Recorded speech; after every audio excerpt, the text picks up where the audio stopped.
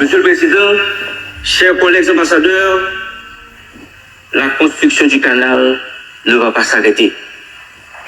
En regard de la topographie de la rivière Massacre, d'une part, ainsi que de la lettre et de l'esprit de l'article 10 du traité du 20 février 1929, d'autre part, le gouvernement haïtien clame son droit d'utiliser de manière juste et équitable les eaux de la rivière Massacre, rivière frontalière et successive, alimentée par des affluents des deux pays. La situation actuelle, caractérisée par la fermeture des frontières terrestres, aériennes et maritimes, ainsi que la mobilisation de troupes militaires du côté dominicain, n'est profitable ni à la République d'Haïti, ni à la République dominicaine. Il y a une urgente nécessité de calmer les esprits et de prendre des mesures concrètes pour une désescalade. Haïti condamne fermement l'utilisation de la menace, des manœuvres d'intimidation et de la désinformation qui ne sauraient se substituer au respect des engagements internationaux. Le gouvernement haïtien exprime sa grande préoccupation face à l'intransigeance des autorités dominicaines. Il condamne fermement le récente décision d'agrandir le canal de la Vigia avec l'intention officiellement affirmée de dévier complètement les eaux de la rivière Massacre afin d'en priver les utilisateurs haïtiens en violation flagrante du traité de paix, d'amitié, d'arbitrage du 20 février 1929.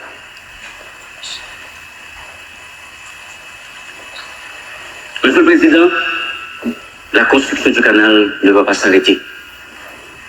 La République dominicaine doit reconnaître le droit des deux pays à utiliser de manière juste et équitable les ressources à nous partager de la rivière Massacre, conformément au terme de l'article 10 du traité de paix, d'amitié et d'arbitrage du 20 février 1929 et aux normes internationales en la matière.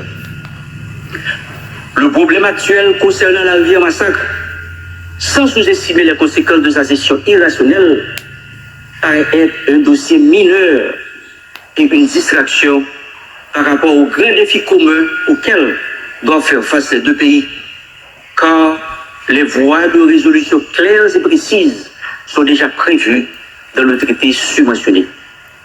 Monsieur le Président, la construction du canal ne va pas s'arrêter. Le gouvernement haïtien réaffirme le droit du peuple haïtien à un usage juste et raisonnable des eaux partagées et s'engage à travailler avec toutes les parties prenantes locales pour la réalisation des travaux dans les règles de l'art par les entités qui ont les compétences techniques et légales pour ce faire.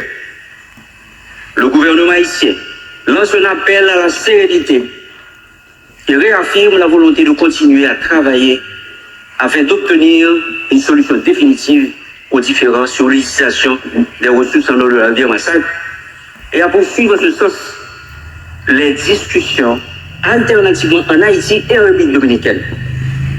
Elle réitère son invitation transmise par la note en date du 15 septembre 2023 du ministère des Affaires étrangères adressée au ministère dominicain des Relations extérieures à reprendre les négociations.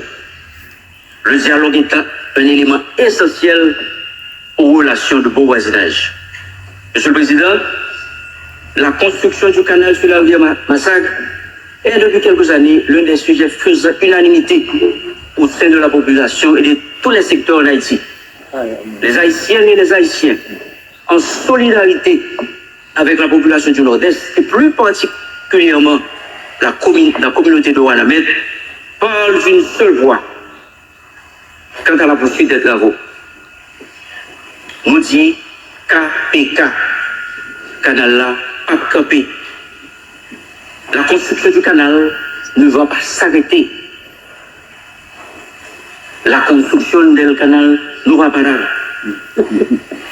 Le gouvernement de la République d'Haïti réclame le respect de l'intégrité de son territoire, sans faire un compte rendu exhaustif de la situation de nos compatriotes en terre voisine. Le gouvernement appelle aussi à la protection de ses ressortissants et au respect des conventions internationales en la matière. Il réitère également l'appel au dialogue entre les deux parties. Je vous remercie.